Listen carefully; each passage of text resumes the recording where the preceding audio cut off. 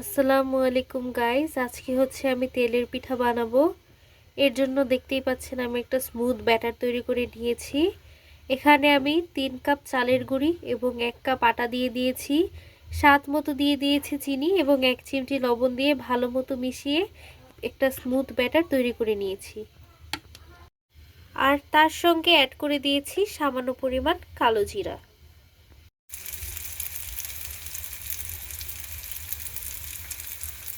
দেখতেই পাচ্ছেন পিঠাটা কি সুন্দরভাবে ফুলে উঠেছে। দেখেন কি সুন্দরভাবে পিঠাটা ফুলে উঠেছে এবং তেলে ভাসছে। তেলের পিঠার এটাই বৈশিষ্ট্য, এটা খুব সুন্দরভাবে ফুলে উঠবে এবং তেলে ভাসবে। এবার পিঠাটাকে আমি উল্টিয়ে নিচ্ছি।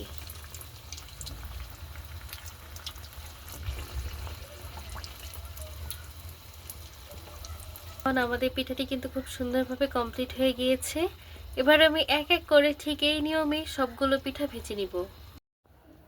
দেখতেই পাচ্ছেন মেজারমেন্ট কাপের 3 কাপ চালের গুঁড়ি এবং 1 কাপ আটা দিয়ে কতগুলো ফুলকো ফুলকো তেলের পিঠা বানিয়ে নিয়েছি। এখন আমি আপনাদেরকে একটা পিঠা ভেঙে দেখাচ্ছি।